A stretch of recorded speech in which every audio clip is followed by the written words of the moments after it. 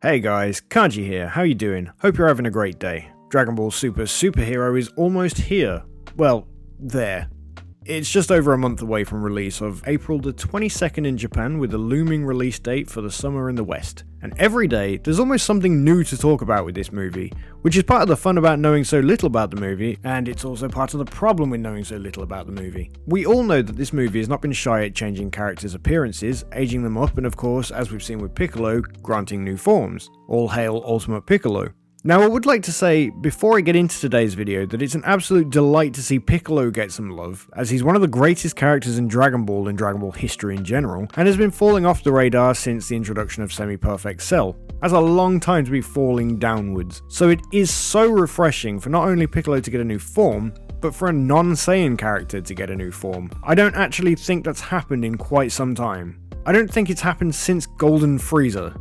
That being said, one thing I would like to discuss with you all today is that we know for a fact that Broly is in this new movie. That should not be shocking news. And I know a lot of us are thinking, oh great, that's cool, Broly. They did a great job at rebooting him in the last movie, and a lot of us have really enjoyed what they've done and where they went with his character, leaving it open-ended for future involvement with him, but with also the twist now that he's one of the good guys. But the movie is clearly mainly focused around Gohan, Piccolo, Pan and Gotenks, and of course Gamma 1 and Gamma 2 and the Red Ribbon Army.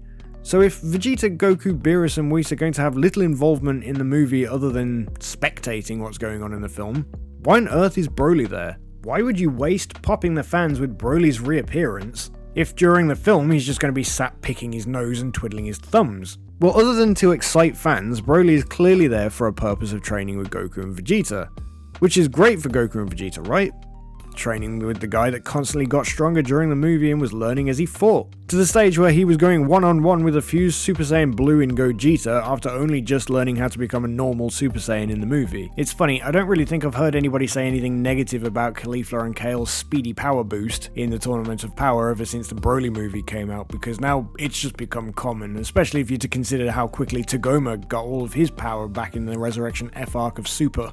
So what I want to talk about today with you all is, given how strong Broly is, and given the fact he's now fighting people with God Ki for the second time, on Beerus' home world no less, and given how quickly he was learning during the last movie, it's also clearly been a few years since we last saw everybody, with the fact that Pan, Goten, Trunks have all aged from what we can see so far. There's been a lot of time passing here, and the fact that Toei absolutely love their boy Broly and always have done, really lends a good hand in what I'm about to suggest, but I firmly believe that we're going to get a surprise transformation during Broly's fight with Goku and Vegeta in the movie, and then I think we're going to see, for the first time, a fight of 3 Super Saiyan gods, so the red-haired forms is what I'm suspecting, and that Broly will pop up with the red-haired form, maybe blue, but I am expecting red, with a possible green tinge or tint to the actual overall colour.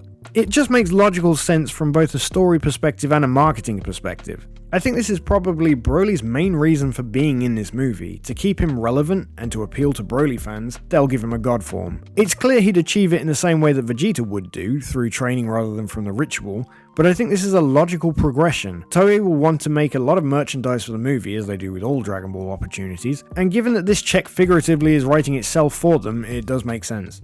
Piccolo's getting a new form, but if he's the only character getting a new form in the film other than potentially the bad guy, I do see them using Broly to push out a new Saiyan transformation onto the shelves. They realistically want to make as much merchandise for this movie as they possibly can do, and if all the other characters are just reusing forms that they had previously, they just want to make new figures and new merch. You also have to think about the fact that if Toei ever run into production issues as they did with Dragon Ball Super's return clearly before, then this is the perfect opportunity for them to make as much money as they can do from Dragon Ball Super whilst it's still on screens. So realistically, if you think, man, they're pushing out a lot of stuff into this movie, we possibly are getting an old bad guy returning, we're possibly getting a new transformation for various characters, well, it makes sense. If they're not sure when it's going to be back on screen, they're going to do everything they can do to make as much merchandise in this movie as they possibly can, and that would include new forms for other characters that might only have minor appearances.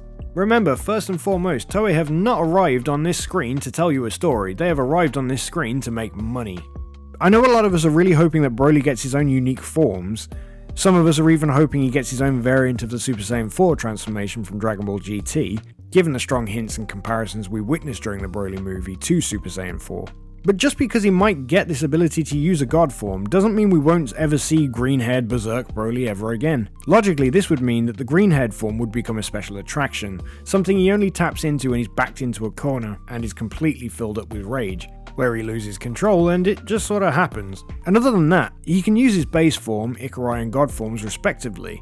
It would just make sense to give him an extra form. This works nicely in Broly's story due to the fact that the red hair form isn't exactly a strength or rage based form. I was going to say like Blue, but Blue isn't exactly a rage based form either. But of course Blue is more of a power based form.